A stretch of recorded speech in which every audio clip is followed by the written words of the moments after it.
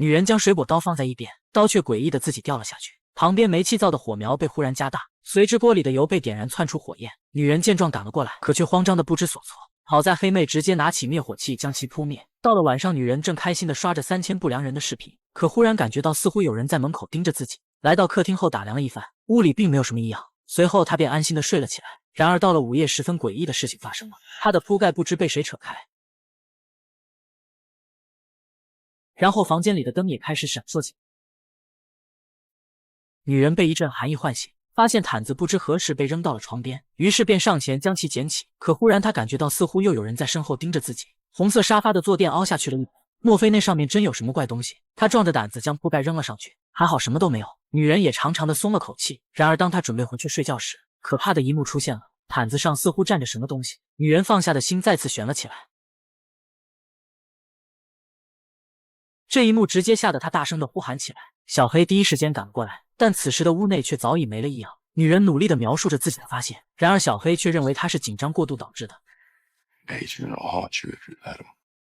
小黑之所以会这样说，是因为她的丈夫前不久刚去世。女人名叫黛西，她的丈夫是个变态控制狂。一天晚上，女人策划了一场逃离计划。她给丈夫喂了安眠药，等对方熟睡后，取出了事先准备好的行李。临走前，她关闭了所有的监视器，然后看了一眼奇怪的架子，这上面似乎放着什么神奇的东西。过了许久，女人终于徒步走出了这个超级大 house， 可刚来到大门，狗狗却跟了上来，受够了被监视的女人，在临走前也帮小黑取下了脖子上的追踪器。没想到小黑的尾巴碰到了跑车，一时间警报声响彻黑夜。女人闻声连忙朝院子里赶去，在徒手翻过2米高的围墙时，房间里的灯亮了。随后她穿过了一片树林来到公路上，与此同时事先约好的妹妹也刚好赶了过来。她慌张地将行李放在了后排，可药瓶却不小心掉了下来。女人坐上车后长长的舒了口气，妹妹满脸疑惑地询问她到底发生了什么事。可下一秒男人出现，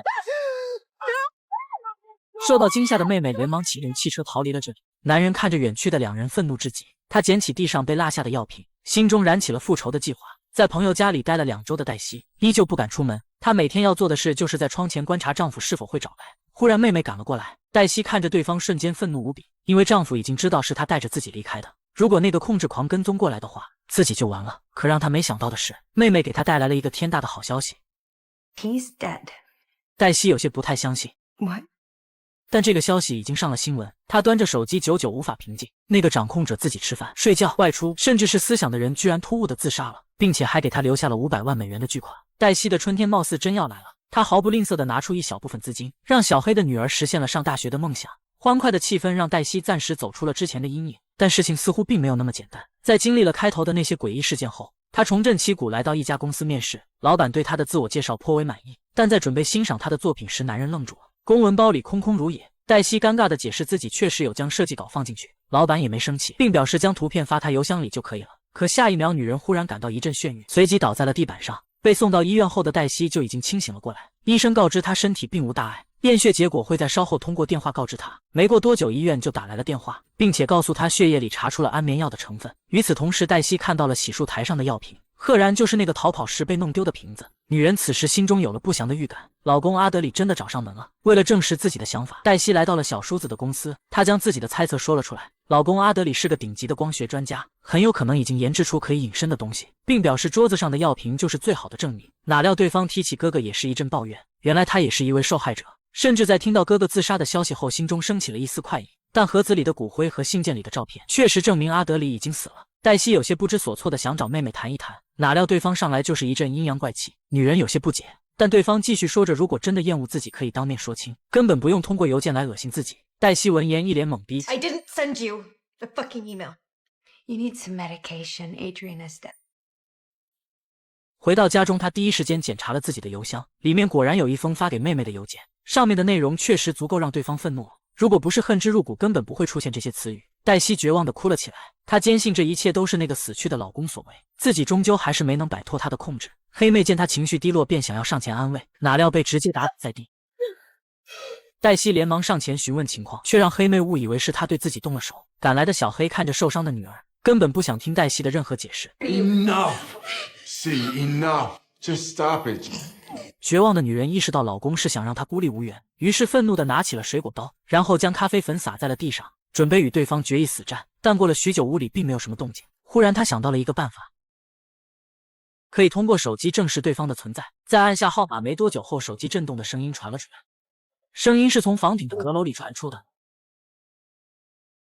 他搬来梯子，小心翼翼地爬了上去，四周并没有什么异样，于是他再次拨通了电话。手机屏幕在不远处亮起，黛西上前拿起了手机，里面出现的居然是自己睡觉时的照片。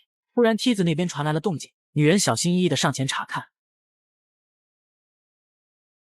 油漆泼下的瞬间，人影出现，黛西被吓了一大跳。缓过神的她顺着油漆来到了厨房里，池子里都是老公洗下来的油漆。她细细地观察着四周的动静，可下一秒阿德里动手了。面对隐身的老公，黛西毫无招架之力。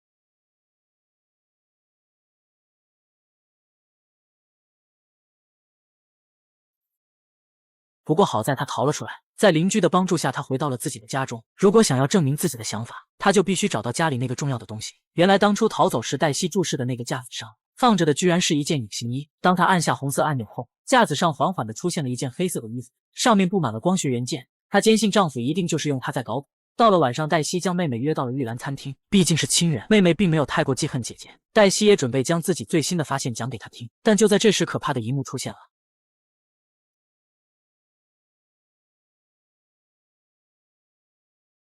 也不知道餐厅有没有摄像头，但就目前的情况而言，女人的麻烦大了。黛西的世界似乎就要崩塌，她被警察带进了医院，因为在外人看来，她已经处于癫狂的状态。在被注射完镇定剂后，女人昏睡了过去。当她在看守所醒来时，又一个绝望的消息传来，医院的血检报告证实她已经怀孕了。这怎么可能？为了逃脱老公的枷锁，孩子是绝对不能要的。她每次完事后都会偷偷的吃药，怎么可能会怀上小孩？不过老公的弟弟查理解开了她的困惑，原来药早就被阿德里给换掉了。一切都在她的掌控之中，但如今黛西已经怀孕，如果同意将孩子生下，那么之前所有的事情都将一笔勾销，就连她身上的命案查理都会帮忙运作。听到这里，黛西愤怒的直接拒绝了对方。妹妹是阿德里杀掉的，她要复仇，趁对方不注意，她将一支钢笔放进了口袋。此时的女人也有了自己的主意，既然对方那么在意肚子里的孩子，她就可以通过自残的方式引对方出现了。 You won't get the baby. And you won't get me.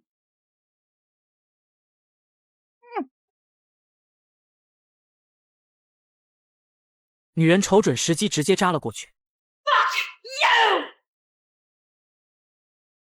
打斗声引来了警员的注意，由于隐形衣被破坏，半截身体突兀地出现在了眼前，警察连忙抽出电棍准备攻击，哪料被对方直接反手电晕在地。黛西趁机冲出了屋外，途中被赶来的警员撞倒在了地上。就在他们拖着女人往回走时，残缺的隐形衣又出现了。还没反应过来的警员被直接打晕，隐形男没有恋战，连忙跑了出去。黛西捡起手枪也跟了过去，可刚来到路上，对方就开着车撞了过来。女人见状没有躲闪，而是淡定地扣动了扳机。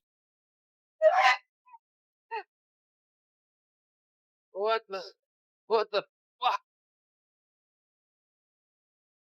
黛西已经预料到对方要拿黑妹威胁自己了，她连忙拨通了小黑詹姆斯的电话。果然，隐形男来到了黑妹的家里。察觉到动静的黑妹连忙拿起防狼喷剂，对着空气就是一顿呲呲。谁成想这一招居然奏效了，她连忙趁机朝屋外跑去，可下一秒被直接打翻在地。与此同时，警员詹姆斯赶了回来，可对方已经恢复到了完全隐身的状态，小黑根本不是对手，3两下就被打晕了过去。就在这时，黛西出现了，她手持灭火器朝着前方喷了起来。沾上干粉的隐形人很快现身，黛西连忙掏出手枪，果断地扣动了扳机，隐形人终于倒在了地上。可当女人摘下对方的面具时，才发现这人居然是老公的弟弟查理。不过好在警方已经相信了黛西的话，在对他家进行搜查时，发现阿德里被囚禁在了地下室里，这样看来他也是弟弟的受害者。但黛西并不这样认为，这么多年来她可太了解阿德里的为人了。如今弟弟意外被杀，她只不过是刚好利用了这一点而已。为了拆穿老公的真面目，黛西准备以身涉险，假装与他重归于好，通过谈话来证实他的犯罪事实。警员小黑则是在屋外准备监听两人的谈话，屋内的摄像头记录了这里所有的一切。男人见女友已经回心转意，并且怀上了自己的孩子，心中难免有些兴奋过度，而黛西则是希望对方能真诚相待，告诉他所有的真相。显然阿德里是不会这么容易承认自己罪行的，他甚至有些得意忘形的以为眼前的女人再次被自己控制了。熟悉的恐惧感让女人终于下定了决心。黛西假意要去卫生间整理戎装，而男人却浑然不知自己的死期已至。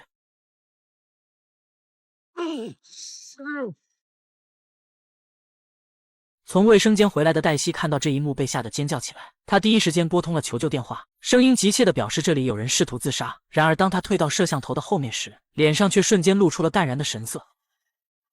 Surprise. 警员詹姆斯闻声也赶到了这里，当他看到女人手中的衣服时，就明白了一切。黛西用同样的方式为妹妹完成了复仇。You heard it right. What'd it sound like to you? It sounded a lot like he killed himself. 闻言，女人投去了感激的目光。来到屋顶的黛西长长的舒了一口气，她终于可以和过去彻底告别，然后开启一段只属于自己的全新生活。